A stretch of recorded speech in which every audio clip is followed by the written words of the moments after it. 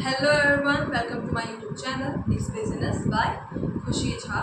ठीक है, हमने पहला चैप्टर कंप्लीट कर दिया था। दूसरा चैप्टर में हमने साइंटिफिक प्रिंसिपल्स तक कंप्लीट कर दिया था और आज हम शुरू करने वाले हैं साइंटिफिक टेक्निक्स। ठीक है, बहुत ही इजी वे में समझाएंगे, सो एकदम घबराना नहीं है। बिकॉज होता क्या है कि scientific principles of F W. Taylor तक वहाँ तक तो हमारे एकदम दिमाग में घुस जाता है, लेकिन साइंटिफिक टेक्निक्स देखते ही पता नहीं क्या होता है कि हम सब कंफ्यूज हो जाते हैं कि यार इसका मतलब क्या होगा, इसका मतलब क्या होगा, है ना। और क्योंकि यहाँ से केस स्टडी भी बहुत ज़्यादा आते हैं इस वाले टॉपिक से, तो हमें ज़्यादा कन्फ्यूजन क्रिएट हो जाता है। ठीक है, word study, time study, motion study, इन सब का तो नाम देखते ही लगता है कि ये सारी चीज़ें तो एक ही चीज़ बोल रही है, लेकिन ये सारी चीज़ें अलग हैं। ठीक है, तो एक बार रिकॉल करते हैं कि साइंटिफिक प्रिंसिपल कौन कौन से थे। साइंटिफिक प्रिंसिपल कौन कौन से थे हमारे एफ.डब्ल्यू. टेलर के। साइंटिफिक प्रिंसिपल किसने दिया था? F W. Taylor, Frederick Winslow Taylor ने। ठीक है, कौन कौन से थे? Science not rule of thumb और harmony not discord, cooperation of individualism and development of the personal at their greatest efficiency। यही था ना। ठीक है, अभी हम लोग शुरू करेंगे scientific techniques of F W. Taylor. ठीक है, यानी कि एफ.डब्ल्यू. टेलर ने जो साइंटिफिक टेक्निक्स दी थी, ठीक है, उनको देखेंगे। तो उन्होंने सिर्फ 4 साइंटिफिक टेक्निक्स दी थी। कौन कौन सी दी थी? पहला है हमारा फंक्शनल फोरमैनशिप। ठीक है, पहला क्या है हमारा? Functional foremanship. अब ये फंक्शनल फोरमैनशिप क्या होता है? देखो, फंक्शनल फोरमैनशिप का मतलब होता है बच्चा, काम को स्पेसिफिकेशन के हिसाब से डिवाइड करना। हमने डिवीजन ऑफ वर्क पढ़ा था। ठीक है, उसमें हमने आपको एग्जांपल दिया था कि मान लो आपके मैम ने आपको प्रोजेक्ट दिया है, तो आप देखोगे ना कि आपके ग्रुप में कौन सा पर्सन किस चीज़ में ज़्यादा बेहतर है, आप उसको काम दोगे वो वाला। तो सेम एज फंक्शनल फोरमैनशिप भी यही बोलता है कि आप स्पेसिफिकेशन के हिसाब से काम दीजिए। ठीक है, इसलिए फंक्शनल फोरमैनशिप में हमने दो टाइप डिवाइड करते हैं। पहला प्लानिंग, दूसरा प्रोडक्शन। ठीक है, यानी कि प्रोडक्शन वाले को प्लानिंग की टेंशन ना लेनी पड़े और प्लानिंग वाले को प्रोडक्शन की टेंशन ना लेनी पड़े। ठीक है, तो फंक्शनल फोरमैनशिप क्या है? पहला पॉइंट क्या हो जाएगा हमारा इसमें?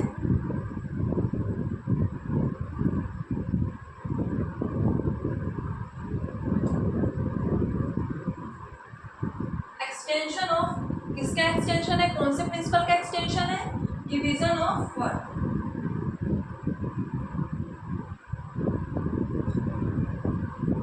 ठीक है, दूसरा क्या है? दूसरा क्या होगा इसका पॉइंट? क्या बताया था हमने कि प्लानिंग और प्रोडक्शन दोनों को अलग अलग करता है। ठीक है, तो प्लानिंग और एग्जीक्यूशन दोनों को अलग अलग करता है।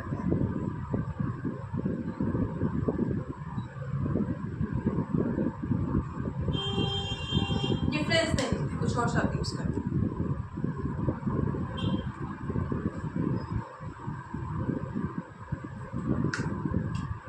लिख लेना सेपरेशन। ठीक है, अलग करना।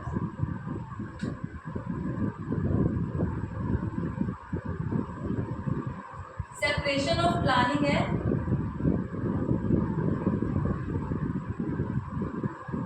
एग्जीक्यूशन। ठीक है, तो फंक्शनल फोरमैनशिप समझ में आया। फंक्शनल फोरमैनशिप का पहला पार्ट क्या है हमारा?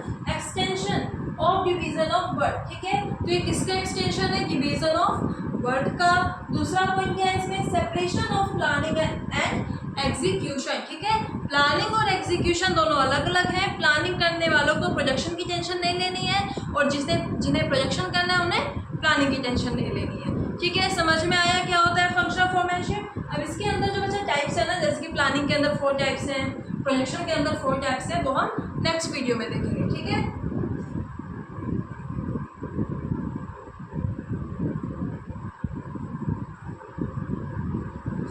नेक्स्ट है हमारा simplification and standardisation of work. वैसे तो ये 2 है।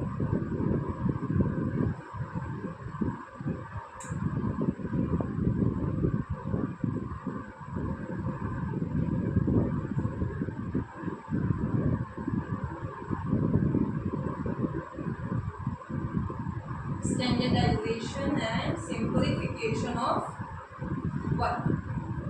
देखो, बहुत इजीली समझना है। इतना बड़ा बस इसका नाम है, लेकिन इसका मतलब बहुत छोटा है। ठीक है, देखो, स्टैंडर्डाइजेशन। स्टैंडर्डाइजेशन मीन्स किसी भी चीज़ में स्टैंडर्ड क्रिएट करना। स्टैंडर्ड कब क्रिएट करेंगे?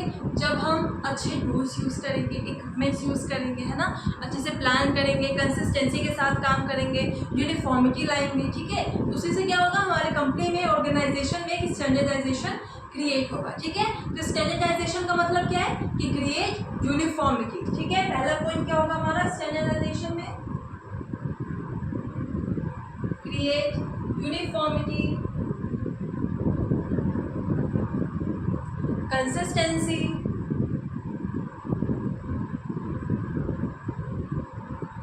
दूसरा पॉइंट क्या होगा इसमें, use better equipments, tools,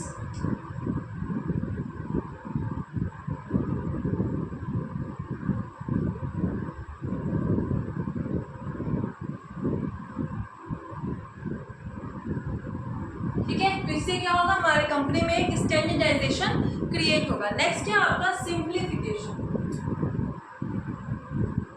simplification का मतलब तो बहुत इजी है, नाम ही समझ में आ रहा होगा। सिंप्लीफिकेशन यानी कि किसी भी चीज़ को सिंप्लीफाई करना, है ना, किसी भी चीज़ को शॉर्ट में करना, किसी भी चीज़ को इतना शॉर्ट कर देना ताकि वो हमें आगे जाके दिक्कत ना करे हमारे काम में। तो सिंप्लीफिकेशन का मतलब यही है कि जो भी अननेसेसरी काम है, ठीक है, यानी कि जब हम काम कर रहे होते हैं तो बहुत बार क्या होता है, पढ़ते पढ़ते हमने एक ही बार रील चलाना शुरू किया और वो 1-2 घंटे में जाकर खत्म होता है, तो वो अननेसेसरी काम है ना। तो सिंप्लीफिकेशन वही काम करता है कि जो भी अननेसेसरी काम है उसे हम क्या करते हैं, रिमूव करते हैं, ताकि हमारे प्रोडक्शन पे, प्रोडक्टिविटी पे इफेक्ट ना पड़े और हम अपने एफर्ट्स को सही जगह यूज़ कर पाएँ, ठीक है। तो यहाँ पे क्या कर रही है, रिमूव unnecessary activities, ठीक है। नेक्स्ट पॉइंट क्या होगा इसमें, boost productivity and right use of, हम यहाँ लिख रहे हैं, ठीक है, राइट यूज ऑफ एफर्ट्स, ठीक है। समझ में आ गया स्टैंडर्डाइजेशन एंड सिंप्लीफिकेशन ऊपर क्या बोलता है, ये बोलता है कि हम एक यूनिफॉर्मिटी, एक कंसिस्टेंसी, ऐसे टूल्स यूज़ करेंगे, ऐसे इक्विपमेंट्स यूज़ करेंगे ताकि हमारी प्रोडक्टिविटी बूस्ट हो जाए, ठीक है। प्लस जो अननेसेसरी काम कर रहे हैं हम लोग as a type of work, उसे हम रिमूव कर देंगे ताकि हमारे वर्कर एक इफिशियंसी और इफेक्टिवनेस के साथ ऑर्गेनाइजेशन में काम कर पाए, ठीक है। तो दूसरा पॉइंट भी क्लियर हो गया, क्या है हमारा, standardisation and simplification of work, ठीक है। नेक्स्ट क्या है हमारा, नेक्स्ट है हमारा work style.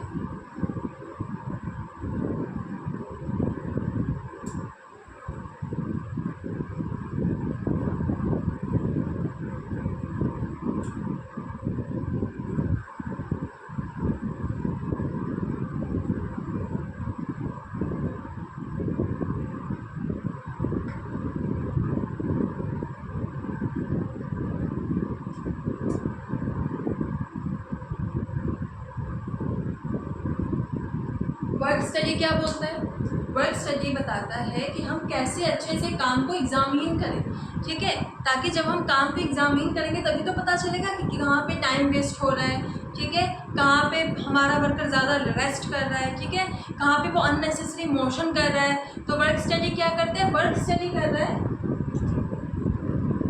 Systematic way of examining work to improve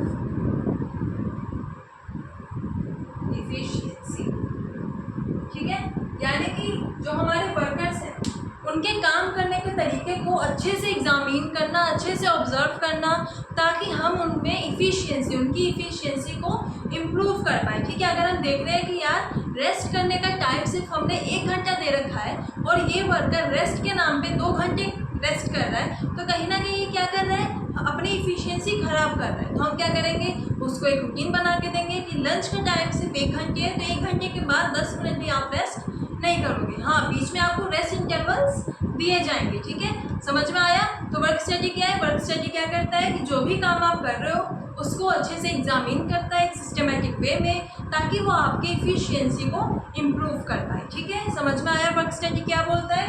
now last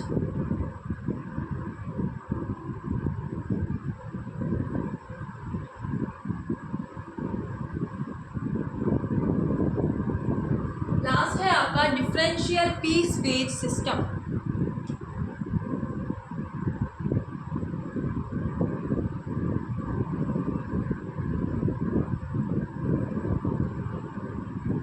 differential piece wage system, जब भी हम प्रोजेक्शन करवाते हैं ना तो हमारा क्या गोल रहता है, हम उन्हें एक गोल देते हैं कि अगर आपने दिन में 1000 यूनिट्स बना लिए तो आपको उसके लिए उतना पे किया जाएगा।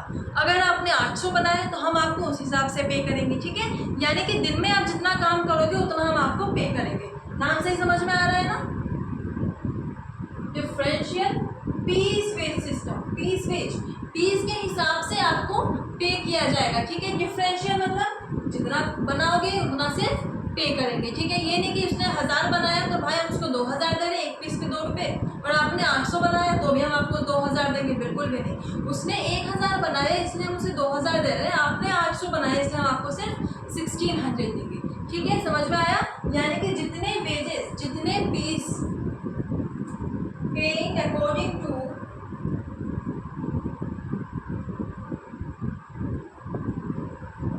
Their work.